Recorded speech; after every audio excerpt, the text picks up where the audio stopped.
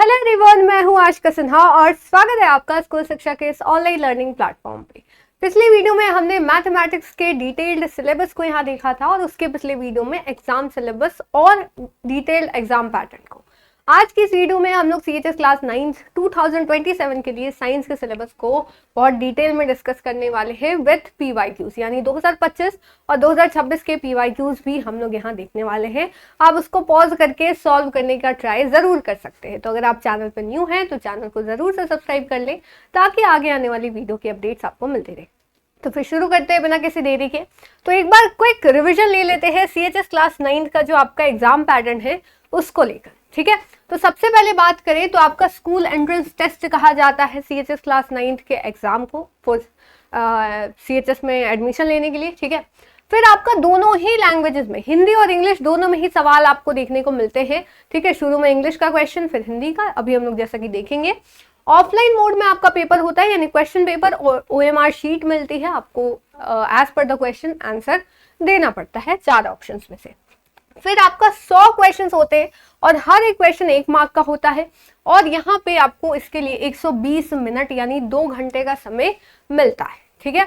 तो और साथ साथ आपका जो एग्जाम है वो सुबह 8 से 10 के बीच में ही होता है। एग्जाम आपका अप्रैल एंड या फिर मई के स्टार्टिंग में होता है और फॉर्म आपके एग्जाम का फरवरी में आ जाता है, ठीक है। ये कुछ बातें आपको ध्यान रखनी है।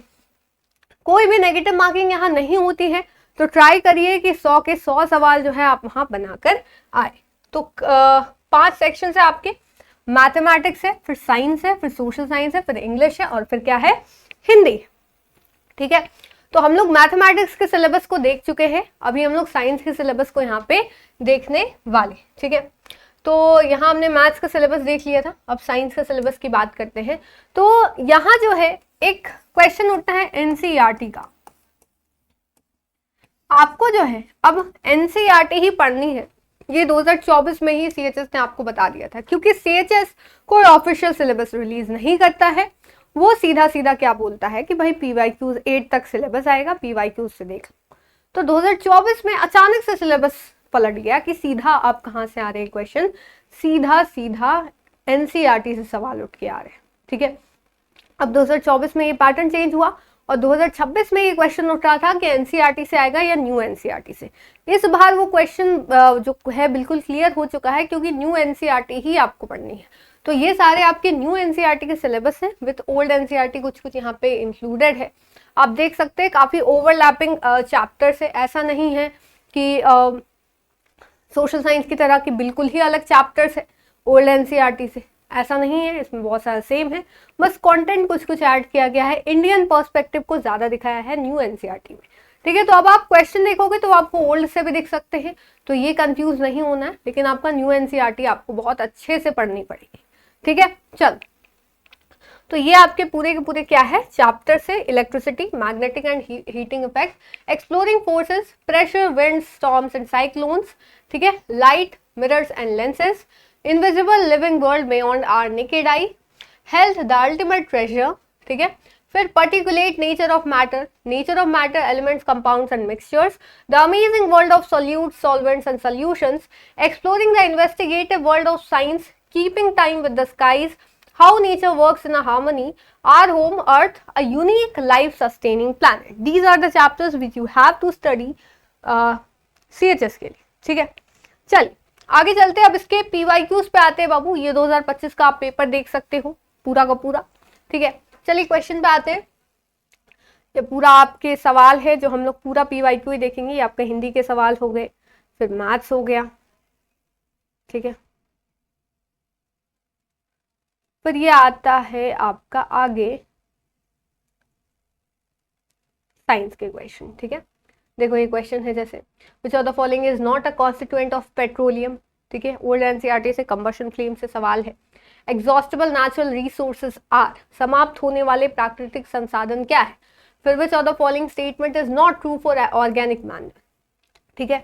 फिर आते हैं which of the following is not a constituent, वही पेज रिपीट है, ठीक है।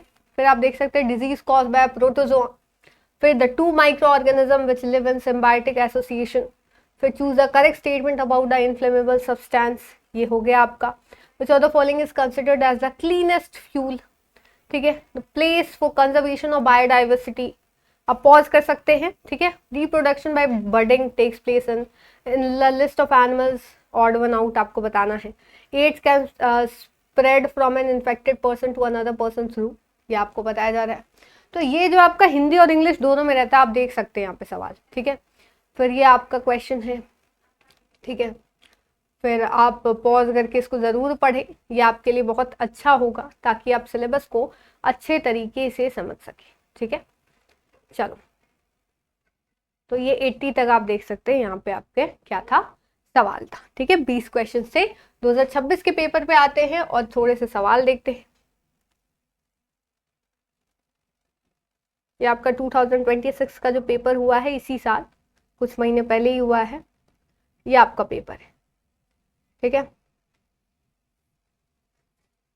चलिए, अब जो है क्वेश्चन नंबर 61 से, आई होप, हाँ, ये आपका क्या है, एक तरह से बहुत जनरल क्वेश्चंस दिए थे आपका न्यू एनसीईआरटी से फॉर्म करके, ओल्ड और न्यू दोनों से मिला के ही पूछा गया था, ठीक है। Powder sprinkled on the carrom board to reduce friction.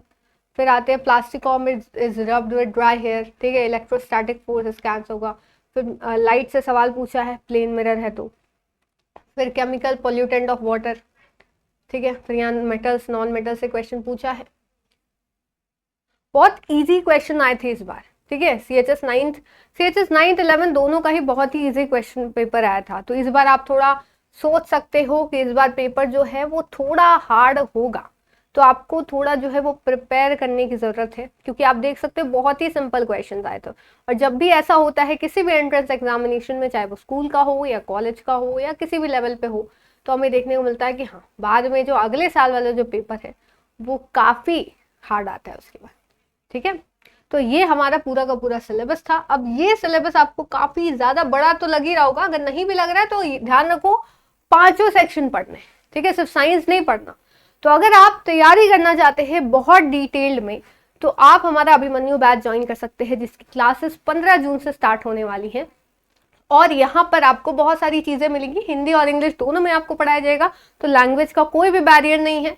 Regular live classes होंगी, क्लास नोट्स PDF मिलेंगे, लेक्चर वाइज क्विज होगा, प्रैक्टिस सेट और टेस्ट सीरीज आपको मिलेगा, ठीक है। और इसके 3 वेरिएंट्स हैं, ठीक है, बेसिक, स्टैंडर्ड और प्रो। आप जो सभी लेना चाहते हो वो ले सकते हो। बहुत सारे फीचर्स से आपको मॉक टेस्ट फ्री मिलेगा, हम मेंटोर से डायरेक्टली कनेक्ट कर सकते हो, व्हाट्सएप सपोर्ट, करियर गाइडेंस, सारी चीज़ें आपको यहाँ पे जो है प्रोवाइड की जाएंगी। तो आप अभी इस नंबर पे कॉल करके ज्वाइन कर सकते हो, या फिर सीधा सीधा हमारा स्कूल शिक्षा आप प्ले स्टोर से जाके इंस्टॉल करके आप अभिमन्यु बैच ज्वाइन कर सकते हो। और ये आपको पूरी तरह तैयारी कराएगा। कोर्स का एक्सेस आपके पास तब तक रहेगा जब तक एग्जाम ना हो जाए, ठीक है। तो ये आपका पूरा का पूरा साइंस का सिलेबस था। नेक्स्ट वीडियो में हम लोग सोशल साइंस के सिलेबस को डिटेल में डिस्कस करेंगे विद PYQ। तो उम्मीद है आपको सारी चीजें समझ में आई होंगी। मिलते हैं फिर नेक्स्ट वीडियो में, तब तक के लिए thank you so much, bye bye, जय हिंद, जय भारत।